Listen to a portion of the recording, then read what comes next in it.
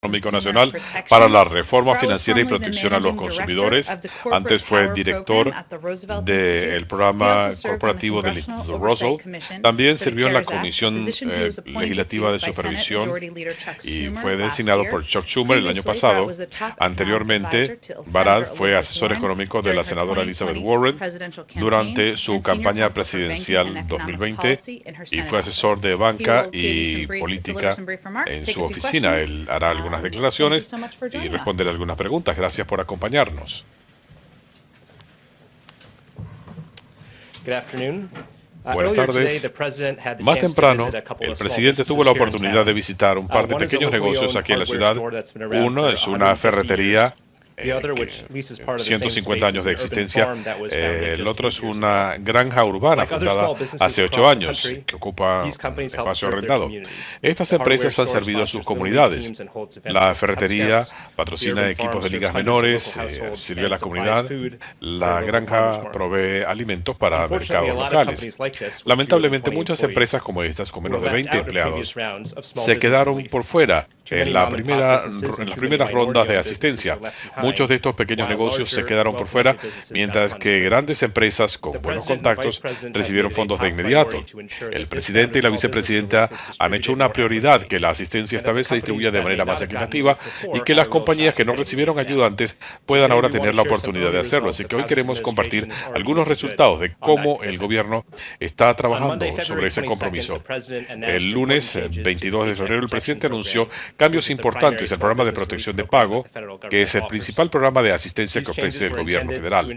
El objetivo de estos cambios era asegurar que estos pequeños negocios, negocios de minorías, negocios en zonas rurales y otras categorías subservidas recibieran la asistencia que necesitan. Estos cambios incluían establecer un periodo de 14 días desde el 24 de febrero, durante el cual solamente los negocios con menos de 20 empleados podían solicitar asistencia. La idea de este periodo era darle una ventana a estos pequeños negocios para poder estar en contacto con el gobierno, incluyendo negocios que quizás no habían entrado al sistema anteriormente, y que estos pequeños negocios tuvieran la oportunidad de preparar sus solicitudes presentadas y aprobadas. Al mismo tiempo del anuncio del presidente, se lanzó un esfuerzo integral del gobierno para ayudar a los dueños de pequeños negocios a saber de estas oportunidades. Se lanzaron una serie de conversaciones, llegando a múltiples líderes comunitarios.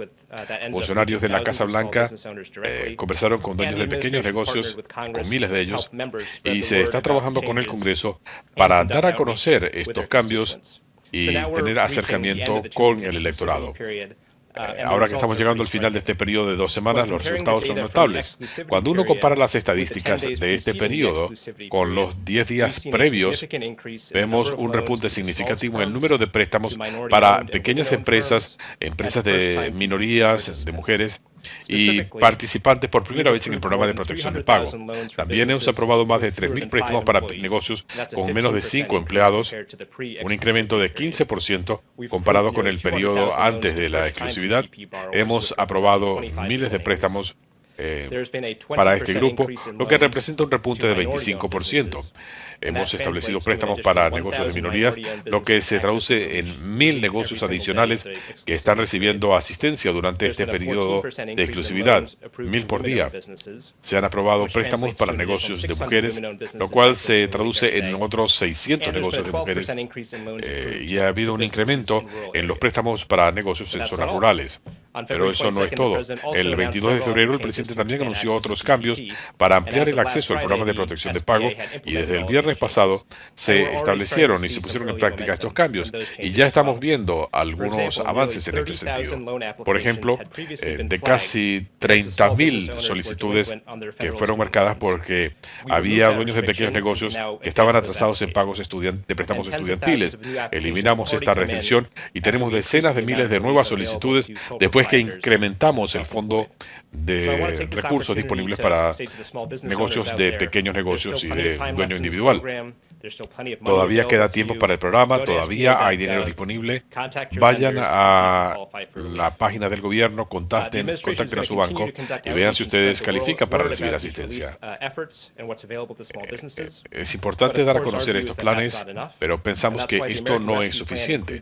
Y es por eso que el plan de rescate para Estados Unidos incluye más de 1.500 millones de dólares para asistir a estos pequeños negocios, a través del plan de revitalización de restaurantes, una propuesta bipartidista en el Congreso.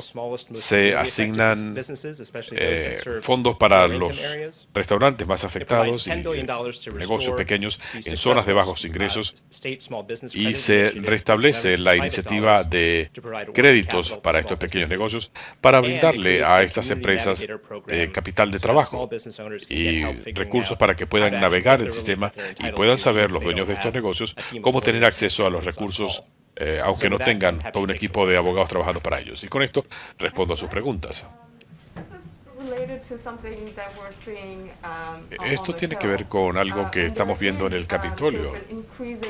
Es un movimiento creciente entre senadores demócratas para la extensión del seguro por desempleo, que debería ser incorporado a próximos proyectos de ley.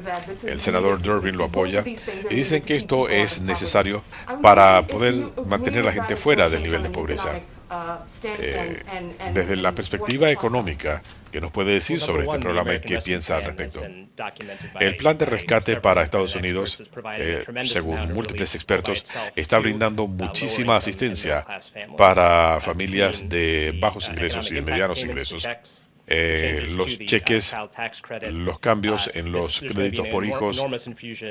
Esto va a significar una gran cantidad de recursos para estas familias de bajos recursos. Como ha dicho el presidente, este es solo el primer paso. El siguiente paso es la agenda de reconstruir mejor.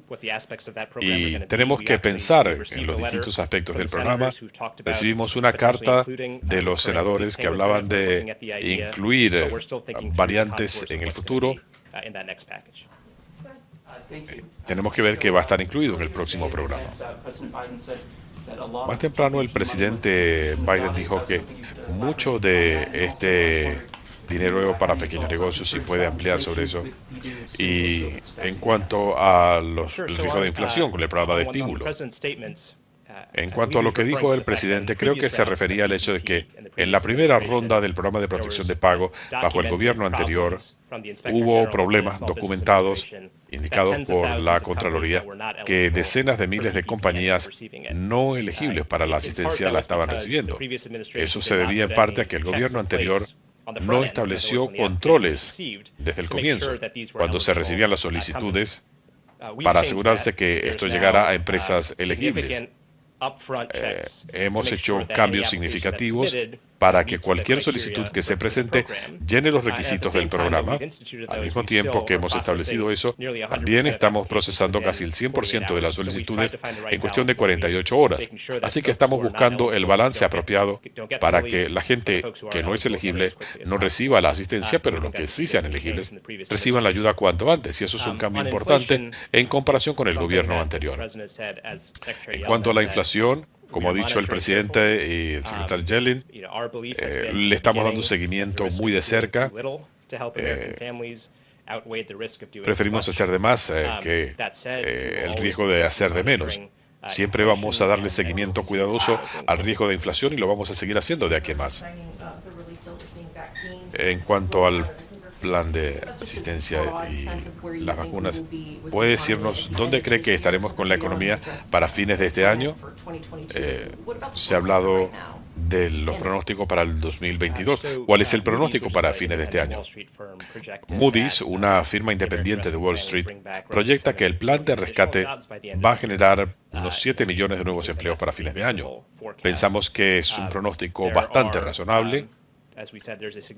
Como hemos dicho, hay asistencia significativa para familias de bajos ingresos. Como usted ha dicho, se está acelerando la distribución de las vacunas. En muchos aspectos esto es crucial para agilizar la recuperación económica. Nos sentimos optimistas en ese sentido y hay múltiples expertos que piensan que vamos a avanzar para recuperar ese déficit de 10 millones de empleos de aquí a fin de año. En cuanto a las tasas de interés, ¿Cuánta deuda es demasiada deuda? La forma de analizar esto no es en términos necesariamente del monto concreto de deuda, sino en los pagos que hay que hacer sobre esa deuda. Por eso son relevantes las tasas de interés. Tenemos un periodo de tasas muy bajas de interés. Hay factores estructurales que nos hacen pensar que las tasas de interés se vayan a mantener bajas o haya presión para mantenerlas bajas en el futuro predecible. Le estamos dando seguimiento cuidadoso a esto. El presidente ha dejado en claro que tener responsabilidad fiscal es una prioridad para él. También ha indicado que en este momento una de las mejores cosas que podemos hacer es ver cómo vamos a financiar estas inversiones, porque eso va a poner en marcha la economía más pronto.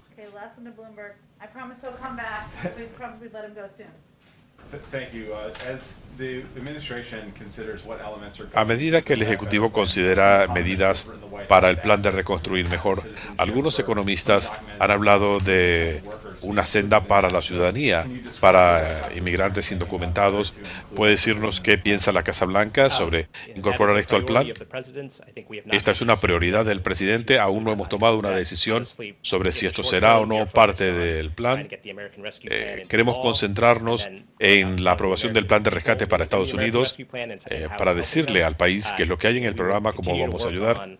Y vamos a seguir trabajando en la elaboración del siguiente paso de este proceso de recuperación, pero no hemos llegado ahí.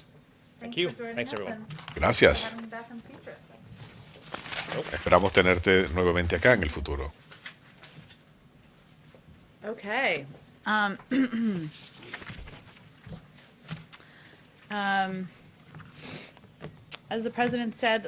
Como dijo el presidente la semana pasada, una vez que el programa de rescate sea promulgado, comenzaremos a emitir pagos este mes. El Servicio de Rentas Internas y el Departamento del Tesoro están trabajando para agilizar este proceso. Se están aprovechando lecciones aprendidas en rondas anteriores para incrementar el número de hogares que van a recibir los pagos electrónicamente, lo cual es más rápido. Muchos han hecho preguntas sobre este proceso. Hemos tratado de responder algunas de esas interrogantes. Para los que ya presentaron su declaración de impuestos para el 2020, esa información se usará para determinar elegibilidad y el monto del cheque.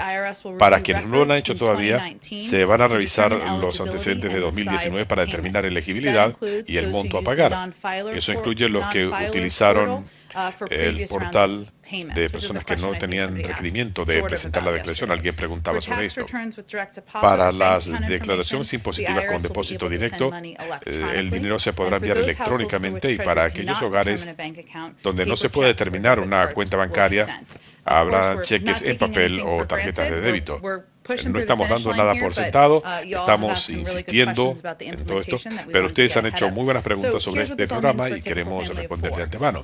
Para una familia típica de 4 personas, si ganan menos de $150,000 al año y los chicos están en escuela primaria, esa familia recibiría $5,600 en pagos directos, y con el crédito fiscal, $2,600 adicionales.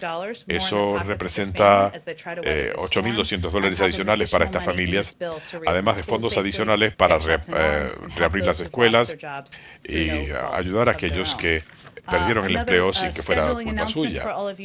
Otro anuncio para ustedes: el viernes en la mañana, el presidente Biden se va a reunir virtualmente con el primer ministro de Japón, el primer ministro Modi de la India y el primer ministro Morrison de Australia. Este grupo se formó después del tsunami, y el viernes será la primera reunión de líderes del grupo. El presidente Biden ha indicado que uno de sus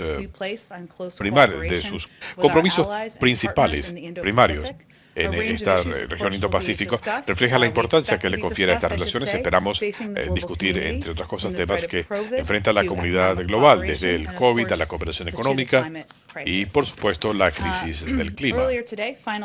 Más temprano, un último elemento aquí, nuestro coordinador del COVID tuvo la llamada telefónica semanal con los gobernadores.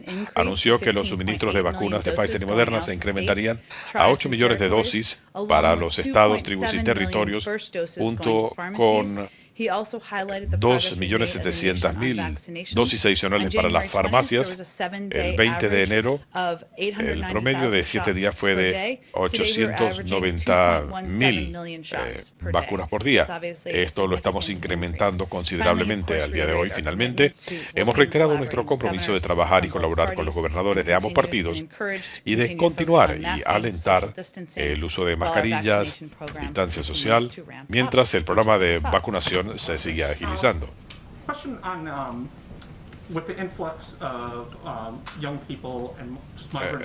En cuanto a la llegada de jóvenes y otros a la frontera sur, están en el segundo mes del nuevo gobierno, pero el secretario Mayorkas ha indicado la actuación humanitaria y tratar de separarse de las políticas del gobierno anterior. No es una cuestión solamente humanitaria, pero le está notificando a la gente que probablemente no van a poder ingresar al país. El concepto humanitario es primordial para el presidente, pero tiene razón, seguimos trabajando para llevar ese mensaje a la región, que este no es el momento para venir, que la mayoría de los que llegan a la frontera van a ser devueltos, lo cual es un hecho, es verdad. La gente a la que se le está permitiendo entrar son menores no acompañados. Esta es una decisión política que tomamos porque nos pareció que era el enfoque humanitario idóneo para enfrentar circunstancias muy difíciles en la región. Y esto significa que hay más menores de edad que están llegando a la frontera. ¿Hay una crisis en la frontera?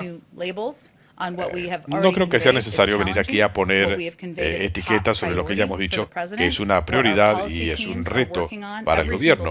Nuestro equipo está trabajando en esto todos los días. Obviamente hubo un viaje, una inspección a la zona fronteriza esta semana y desde entonces hemos estado trabajando para establecer políticas que ayuden a encarar la situación que estamos enfrentando y mantener a estos chicos seguros y sacarlos cuanto antes de las instalaciones de la patrulla de fronteras para llevarlos a refugios donde puedan tener recursos educativos, de salud mental, asistencia legal y más.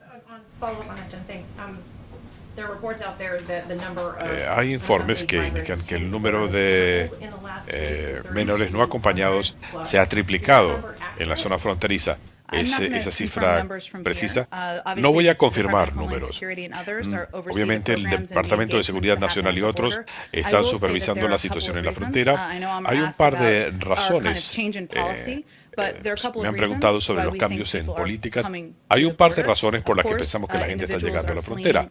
Por supuesto, individuos que están huyendo de países donde individuos y familias le huyen a la persecución, a las penurias económicas y otras cosas. La región también ha experimentado 2 huracanes, lo que complica aún más la situación en estos países y a las circunstancias que enfrentan los individuos.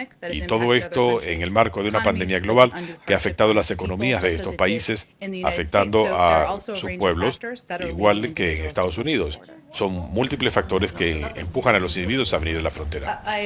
Puedes confirmar esas cifras, es una cifra muy importante. Hemos sido muy claros en que ha habido un repunte, que hay más chicos que están cruzando, llegando a la frontera, más de los que podemos albergar. A estos números se les está dando seguimiento y sugiero que hablen con el Departamento de Seguridad Nacional. Le diría que vayan al Departamento de Seguridad Nacional. Este no es un programa de la Casa Blanca. Pero en aras de la transparencia que ha prometido, nosotros alentamos la transparencia, pero pensamos que es importante hablar de cuáles son las causas de fondo y de lo que estamos haciendo desde el punto de vista político para enfrentar los retos que enfrentamos y que enfrentan estos chicos cuando cruzan la frontera. Y en cuanto al COVID, el presidente viajará después de que se promulgue el plan de rescate, después que se promulgue el plan. No estamos dando nada por sentado. Vamos a llegar allí primero, pero habrá que trabajar y utilizar las voces del presidente, la vicepresidenta y otros para comunicarle al pueblo estadounidense los beneficios de este plan, cómo se pueden beneficiar del plan, cómo pueden tener acceso a los cheques, cómo podemos ayudar a la reapertura de las escuelas. Y es de esperarse que el presidente viaje y tendremos más detalles en los próximos días. Han hablado de la necesidad de sacar a estos 3.000 niños de estas instalaciones y llevarlos a centros apropiados para albergar menores. ¿Qué se está haciendo para agilizar este proceso? Sí, estas son algunas de las consideraciones, de los criterios y lo que está haciendo nuestro equipo. Primero que nada, la razón por la que se le está permitiendo ingresar a estos chicos, lo he mencionado antes, la mayoría de la gente que está llegando a la frontera es de vuelta o deportada, familias, adultos. Estoy hablando ahora de los menores. Cuando se trata de menores detenidos en la frontera, son procesados a través de las instalaciones de la patrulla de fronteras hasta que se los puede enviar a refugios del Departamento de Salud y Servicios Sociales, donde tienen acceso a servicios médicos y de salud mental. Quiero reiterar que uno de los retos que hemos tenido es que con el COVID-19, con la pandemia, esto ha limitado severamente la cantidad de menores que se pueden albergar en estas instalaciones y el ritmo para ello. Así que estamos viendo cómo podemos resolver esta situación. Esto incluye estudiar instalaciones adicionales. Hubo algunos lineamientos de los Centros de Control de Enfermedades dados a conocer el viernes. Esas recomendaciones permitirán que la capacidad vuelva a los niveles que tenían antes del COVID. Estamos tomando otras medidas como más ventilación, mascarillas adicionales y distintos mecanismos para mantener seguros a estos menores. Estamos trabajando para poner en práctica estas recomendaciones para poder asegurar que podemos tener a más menores de manera segura en estas instalaciones. También estamos trabajando para agilizar este proceso, abriendo nuevas instalaciones donde podamos albergar a los menores con todos los recursos que he mencionado. Y finalmente, también estamos buscando maneras de agilizar el proceso de evaluación de hogares de acogida, de familias de acogida.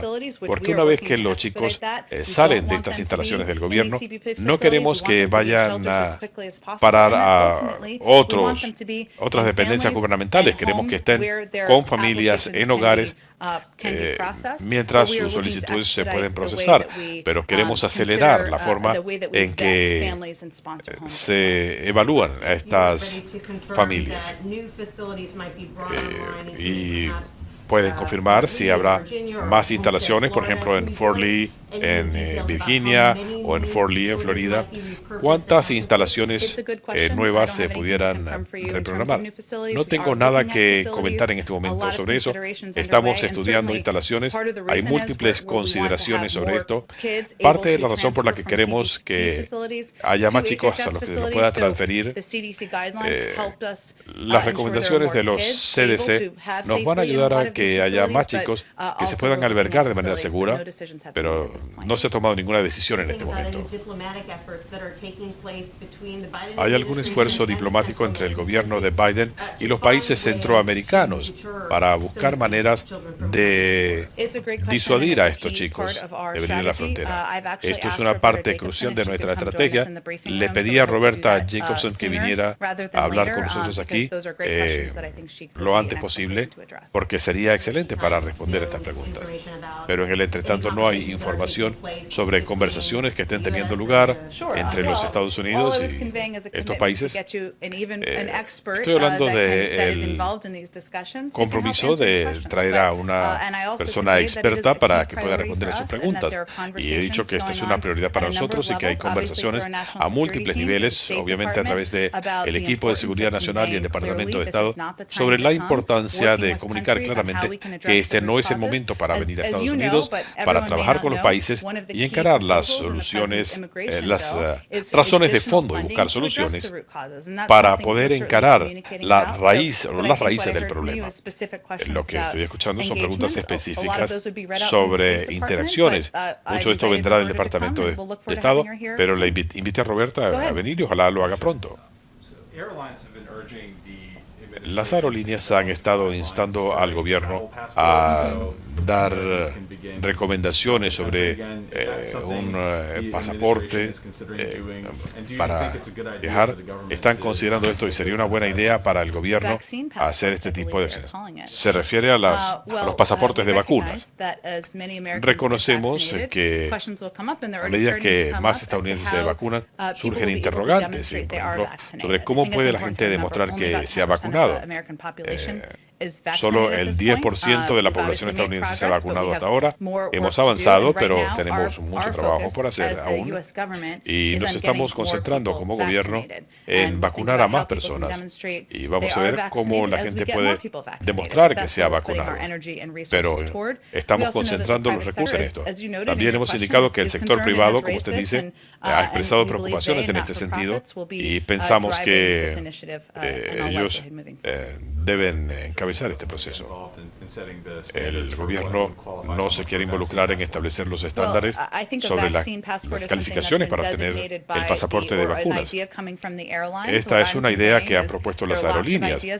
Yo lo que estoy diciendo es que hay múltiples ideas que vendrán del sector privado y de entidades sin fines de lucro. Las recibimos con beneplácito, pero nos estamos concentrando como un gobierno federal en vacunar a más personas y es donde podemos usar mejor nuestros recursos.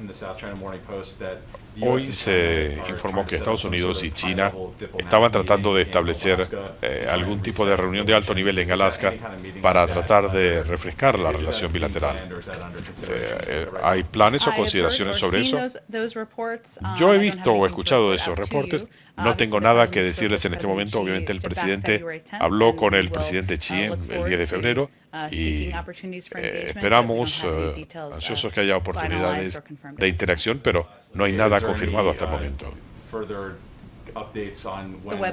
¿Alguna actualización sobre el portal? Esa la guardo para la semana que viene. El presidente ha establecido una fecha para una alocución a ambas cámaras del Congreso. No tengo ninguna actualización todavía. Apenas se confirme la fecha, queremos tener ese mensaje a la sesión conjunta del Congreso. El discurso del presidente el jueves en la noche hablará del COVID, de lo que hemos pasado como país y cuál será el camino a seguir. Y nos concentraremos en el próximo cuando lleguemos a ese punto. En cuanto a los cheques de estímulo, usted y el presidente han dicho que los cheques saldrán este mes. La ronda anterior salió en cuestión de días.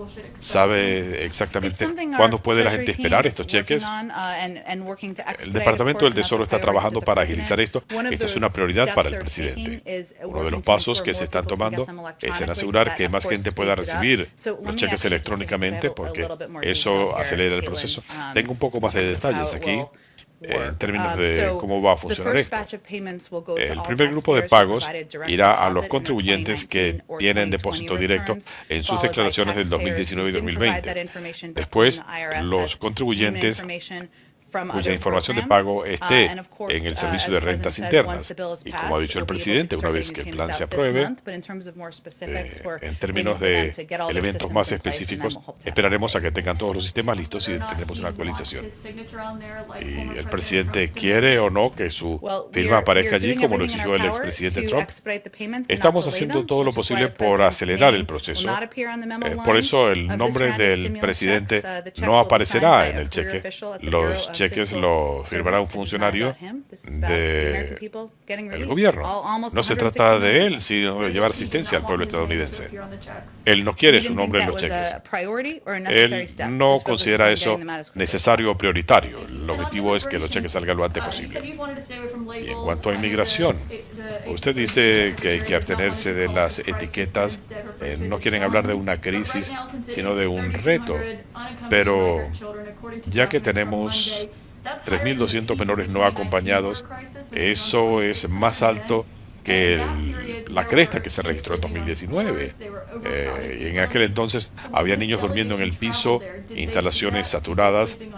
¿Vieron esto? La delegación vio esto. Niños durmiendo en el piso, instalaciones con hacinamiento. Tenemos una política diferente a la del gobierno anterior. No estamos devolviendo a los niños en la frontera, tampoco los estamos arrancando de los brazos de sus padres. Sabíamos que aumentaría el número de niños que cruzan la frontera. Hay múltiples aspectos que estamos encarando en este sentido. El equipo se va a reunir y se le dará información al presidente sobre qué es lo que han visto. Este equipo viajó a instancias del presidente y, por supuesto, queremos asegurar la transparencia y acceso de las cámaras a estas instalaciones. ¿Cuándo se permitiría el ingreso de reporteros? Porque eso ayudó la última vez, que la gente pudiera ver lo que estaba pasando. ¿Serán las próximas 2 semanas o mucho más adelante? ¿Cuándo podrán los camarógrafos ir al sitio? No tengo una fecha en este momento. Queremos hacerlo respetando la privacidad de las personas que están allí, de las personas albergadas en estos centros, respetando los protocolos del COVID y todo eso. El presidente Biden está de acuerdo en que las restricciones de viaje deberían mantenerse para las personas vacunadas. Esto fue una determinación de los Centros de Control de Enfermedades. No es una decisión ordenada por o dirigida por la Casa Blanca. Como dijo la doctora Walensky, es un primer paso. Mientras más gente se haya vacunado, se irán levantando restricciones. Pero ella indicó que había algunas razones por las que no se incluyeron los viajes. Esto es lo que los expertos han determinado. Esto incluye el impacto de los viajes. 10% de la población se ha vacunado, 90% no. Así que sigue siendo una preocupación sobre los viajes de personas no vacunadas y también porque seguimos dándole seguimiento al impacto de las mutaciones del virus. Nuevamente, este es el primer paso, como dijo la doctora Walensky, y hay una serie de factores que se van a considerar a medida que más gente se vaya vacunando. Sobre el tema de la frontera, ¿por qué el gobierno se ha mostrado reacio a hablar de una crisis con el aumento que ha habido en el número de niños detenidos? Si eso no es una crisis, ¿qué lo es? Porque pensamos que lo más importante es explicar la política y cuáles son las causas de esta situación, por qué están viniendo estos niños, que estamos haciendo para buscar soluciones en la frontera. Y esa es la información que el país reclama y es lo que queremos brindar. ¿Y nos puede aclarar qué pasó con los perros del presidente? Entendemos que uno de los perros mordió a alguien. ¿Qué pasó? Los perros de la familia presidencial todavía se están acostumbrando a su nuevo ambiente y a gente nueva. El lunes, el más joven de los dos perros se sorprendió y reaccionó de forma tal que resultó en lesiones menores para la persona. Ya se había previsto que los perros fueran enviados a estar con familiares en Delaware durante los viajes de la doctora Biden. Ella va a viajar por 3 días y los perros regresarán pronto a la Casa Blanca. Los demócratas en la Cámara quieren volver a presentar proyectos de ley incluyendo proyectos especiales de infraestructura. ¿El presidente los apoyaría? No tenemos un proyecto de ley de infraestructura todavía. No sabemos si lo habrá o cómo va a ser o las negociaciones que va a requerir. Con gusto podemos hablar de eso cuando sea pertinente. En este momento nos estamos concentrando en el plan de rescate para Estados Unidos. No me voy a adelantar a las estrategias legislativas. Creo que no ha cambiado nada respecto a los programas especiales. El presidente estuvo por más de 30 años en el Congreso en términos de las restricciones y demás. Seguramente él va a escuchar a miembros de ambos partidos, echará sus opiniones sobre esto y ciertamente será un factor cuando se diseñe el siguiente paso del programa de reconstruir mejor.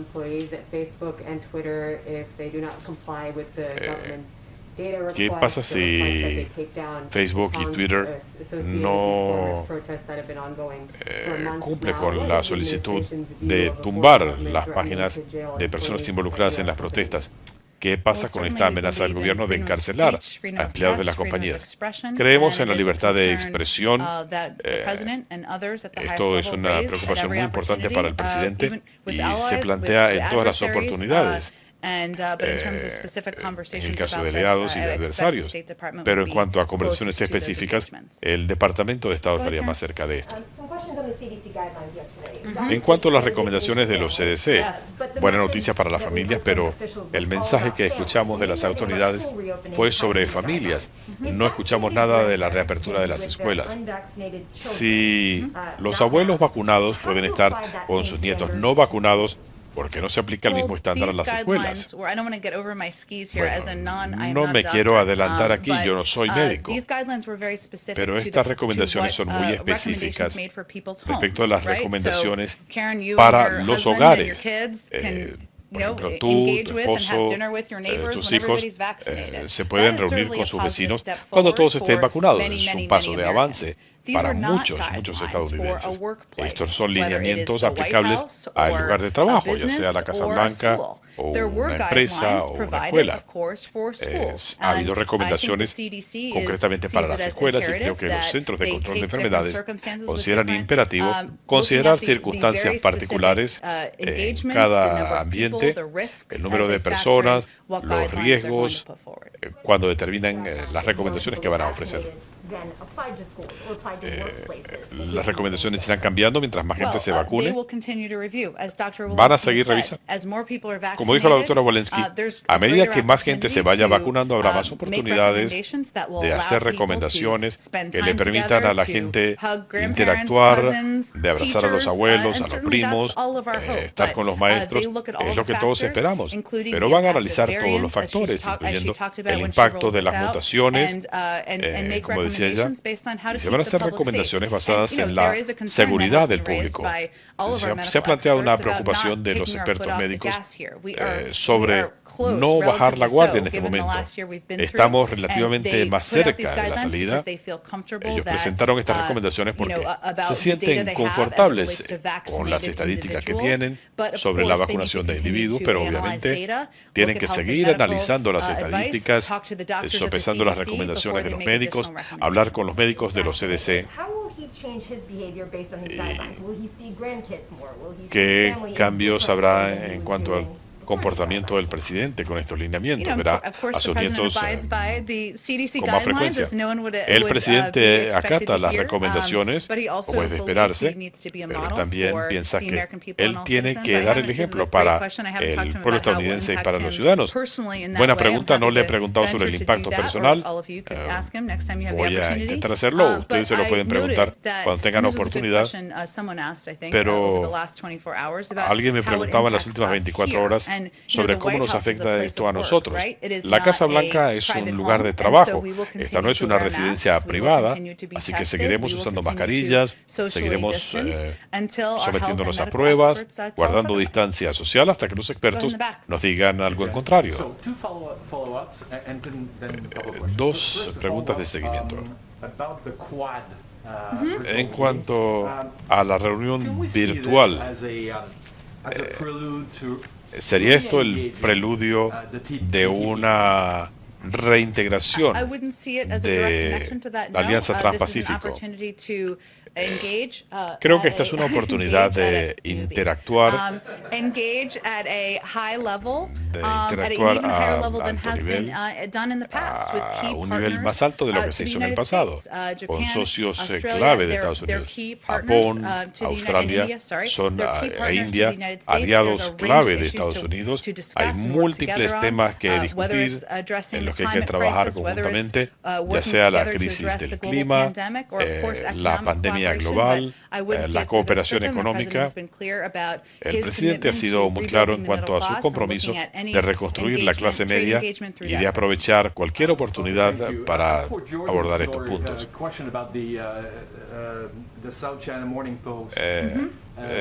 La pregunta, lo que decía el South China Morning Post, de una posible reunión en Anchorage.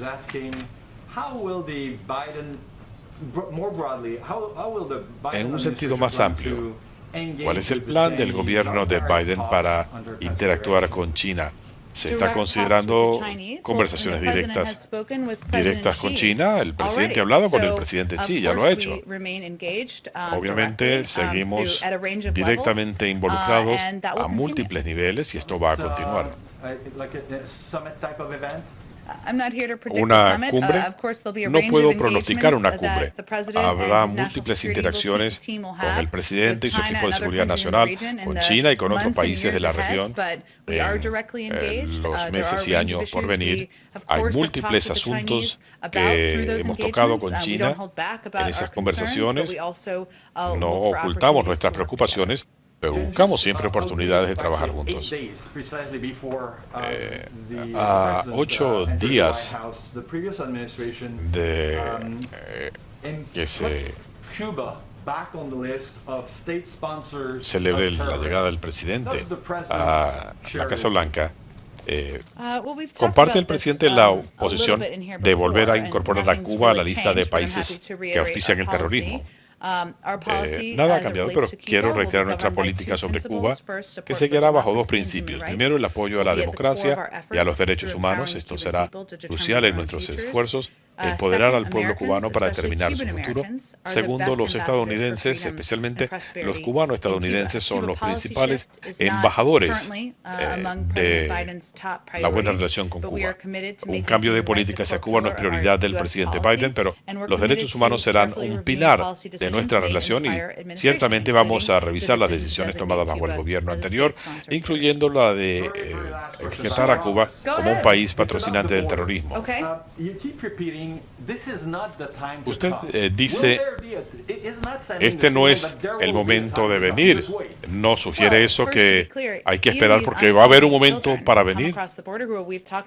Bueno, queremos que la gente se mantenga segura, que haya albergues con servicios educativos, legales, médicos, que vayan después a ir a hogares de acogida. Muchos no se quedan porque están en proceso de revisión, pero queremos que estén en una situación segura porque son menores de edad. Y cuando decimos este no es el momento de venir, es porque todavía estamos tratando de salir de la inmoral e inefectiva política que tenía el gobierno anterior, que canalizó la mayoría de los fondos al muro. Queremos modernizar el sistema de inmigración, vamos a invertir en seguridad inteligente, en abrir una senda para la ciudadanía, que haya fondos para encarar los problemas de fondo en la región y queremos asegurar que haya un procesamiento efectivo en la frontera. No queremos cerrar la frontera. Queremos tener un sistema moral y efectivo y esto va a tomar tiempo. Another dogs question. Okay, go ahead. Una aclaratoria sobre los perros. ¿Puede confirmar que fue un miembro del servicio secreto que lo mordió el perro? Y nos puede decir que el perro no va a ser sacrificado. El perro es un miembro de la familia. Yo no tengo nada que añadir. Pueden consultar al servicio secreto. En cuanto a inmigración, han dicho que este no es el momento de venir, pero indicaron que había una distinción en el caso de los menores no acompañados. Esto es algo que el secretario Mayorkas dijo la semana pasada. Él decía que había padres que estaban enviando niños de 9 años solos, que había instancias de abuso sexual de migrantes. ¿Cree usted que es importante enviarle un mensaje a los menores no acompañados que este no es el momento adecuado para venir y que a los padres que esta no es la mejor vía de acción? Es un viaje peligroso. Muchos niños no sobreviven. Las circunstancias en algunos de estos países son tales que hay padres que piensan que el riesgo es mejor que las circunstancias en las que están viviendo. Pero hemos sido muy claros en que, dadas las circunstancias en la región, este no es el momento de venir. Es un viaje peligroso. Queremos modernizar nuestro sistema de inmigración. Queremos que sea un sistema que pueda procesar mejor a la gente en la frontera, que sea más humanitario. Vamos a respetar nuestras leyes, pero puedo asegurarle que es un mensaje fuerte y claro en la región. Así que es lo mismo para los niños. Este no es el momento de venir. Esto se los han preguntado varias veces en cuanto a las acusaciones de acoso sexual contra el gobernador Cuomo. han conversado de este tema con el presidente Biden y la vicepresidenta Harris. Y yo he dicho que ellos piensan que todas las mujeres deben ser escuchadas, deben ser tratadas con respeto. Hay una investigación independiente en marcha, como saben, la está haciendo el secretario de Justicia. Hay abogados dedicados a eso, si leí correctamente el reporte, y ciertamente esto se va a respetar. ¿Y por qué no se han referido ellos a estas alegaciones? No tengo nada que decirles en ese sentido. Yo hablo en su nombre todos los días. ¿Qué pasó con la promesa de tener un gato en la Casa Blanca? No tengo ninguna actualización sobre el tema del gato. No tengo nada que añadir sobre eso. El presidente ha desistido de nombrar a Celine Dion. ¿Dónde está esa situación? Bueno, Nera retiró su nombramiento hace 7 días, si no me equivoco. El presidente quiere tenerla en el equipo de gobierno porque valora su perspectiva y experiencia. En cuanto a Shawanda Young, no, el presidente no ha tomado una decisión sobre quién va a nombrar. Él la tiene en muy buena estima y la ha nombrado como directora adjunta de la Oficina de Presupuesto. Cuando sea confirmada, será la directora interina de la Oficina de Presupuesto. Pero no tengo nada que confirmar sobre el nombramiento. Aparentemente Bob Iger es el candidato para ser embajador en Londres. ¿Habrá un anuncio hoy? Sería incorrecto porque el presidente no ha tomado decisiones sobre nombramiento de embajadores. John Kerry está en su primer viaje internacional.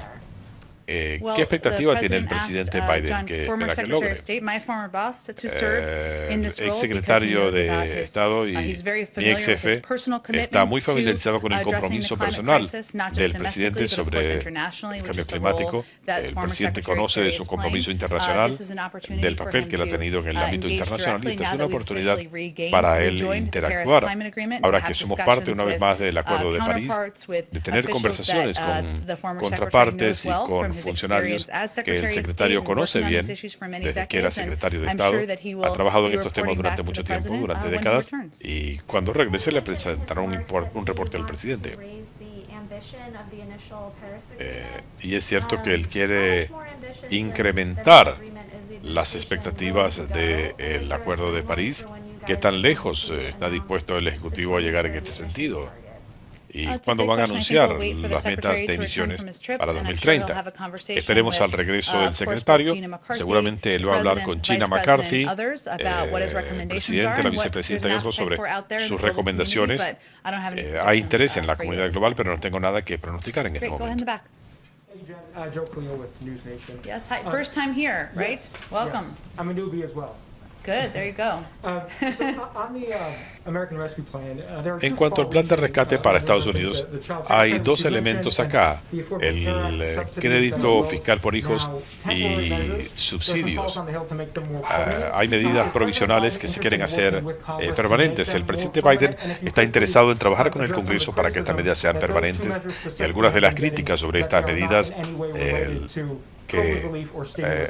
hay elementos del plan que no tienen nada que ver con el COVID. Bueno, si se trata de una familia con hijos, esta idea de que el crédito fiscal no tiene nada que ver con la economía es absurdo. No sé quiénes son los críticos, pero me sorprendería si tienen hijos pequeños. El presidente ha hablado de hacer permanente estos créditos fiscales. Él está dispuesto a seguir buscando mecanismos para hacer eso. Él considera que estos beneficios, como el crédito fiscal de $3,000 por hijo, incluido en este programa, es un beneficio que ayudará a encarar lo que él y la vicepresidenta consideran una crisis: el elevado número de mujeres que están dejando la fuerza laboral o han tenido que hacerlo desde que comenzó la pandemia, y él va a seguir buscando soluciones. El otro elemento que preguntaba sobre la ley de cuidado médico accesible. Ciertamente, una de las cosas que el presidente mencionó durante la campaña fue en reforzar el acceso al cuidado médico accesible. Una de las primeras primeras cosas que hicimos fue reabrir la ventana de inscripción para que la gente pueda tener acceso a los beneficios de la ley de cuidado médico accesible. Ha habido una gran cantidad de personas que antes no tenían seguro que lo han aprovechado, y el presidente seguirá buscando maneras de reducir el costo de la cobertura médica, de hacerla más accesible, y cuando hemos pasado por esta pandemia, la necesidad de tener cuidado médico accesible es fundamental para él y otros en el gobierno. Sabrina. Sure. Go ahead. El presidente ha hablado de este plan de recuperación para la economía, ha tenido múltiples reuniones concentradas en infraestructura y ha tocado el tema. ¿No saben si habrá un proyecto de ley de infraestructura? No se ha tomado una decisión todavía. El presidente, para el presidente no es un secreto lo que incluye su agenda. Él habló de esto en la campaña. Es un compromiso de larga data. Quiere invertir en cuidado de la salud, en el sector de manufactura, en la reforma del sistema fiscal. Su plan de reconstruir mejor tiene múltiples componentes. Lo que digo es que este es un proceso de política interna respecto a cómo será la próxima página de su agenda y cuál será el formato, es lo que digo. Pero ciertamente la infraestructura es un área en la que el presidente piensa que hay espacio para apoyo bipartidista y para el trabajo o la colaboración entre republicanos y demócratas. El presidente ha hecho acercamientos con los republicanos en cuanto al COVID, los ha invitado a la Casa Blanca y por ahora ninguno de ellos ha votado en favor del programa. Van a seguir haciendo esfuerzos para atraer votos republicanos para el plan de infraestructura. Él ha tenido 2 reuniones bipartidistas sobre infraestructura, está escuchando ideas de republicanos y demócratas respecto a lo que piensan. Vamos a seguir trabajando para reconstruir la economía. Debo decir que si bien no hemos recibido hasta la fecha votos republicanos para el plan de rescate para Estados Unidos, los republicanos en Washington parecen no estar en sincronía con el país, con el resto del país. La mayoría de la población, republicanos y demócratas, apoyan este plan. Quizás sea este un momento de reflexión, pero el presidente mantendrá la puerta abierta para hablar con los republicanos.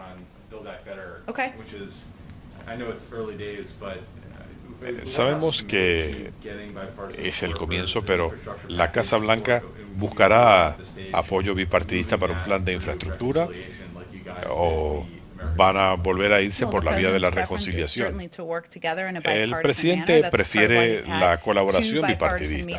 Por eso ha tenido 2 reuniones bipartidistas sobre infraestructura en la oficina oval, pero aún no hemos determinado cuál será el siguiente paso y yo no voy a eliminar ninguna opción respecto a lo que se decida hacer en el Congreso. ¿Hay suficientes recursos para atender la situación de los menores en la frontera? ¿O se piensa pedir fondos adicionales de emergencia para abrir instalaciones adicionales? Buena pregunta. Voy a hablar con nuestro equipo de inmigración para ver si este es uno de los puntos estructurales. Parte del problema es encontrar instalaciones y los pasos a seguir para agilizar el procesamiento, pero con gusto les voy a preguntar y le daré una respuesta. Y en cuanto a infraestructura, el año pasado hubo una insistencia reformas con la Autoridad Administrativa del Valle de Tennessee. Hubo apoyo del expresidente de demócratas en el Congreso. El presidente Biden considera que habría que eliminar esta compensación de $15,000 millones. El presidente, yo no voy a adelantarme a qué es lo que el presidente considerará en este sentido. uno de los componentes de este plan. ¿No? Algunas preguntas que nos han formulado dicen: el presidente Biden ha dicho reiteradamente que es necesario mejorar la infraestructura del país y que él desea que Estados Unidos sea líder en vehículos de cero emisión, considerando que estas reformas, estas mejoras, las pagan los impuestos a la gasolina. El presidente considera que un plan de infraestructura requerirá de fuentes adicionales de financiamiento. No me voy a adelantar en cuanto al alcance, a los plazos y detalles del plan. Okay, thank you everyone. Have a great afternoon. Gracias, buenas tardes.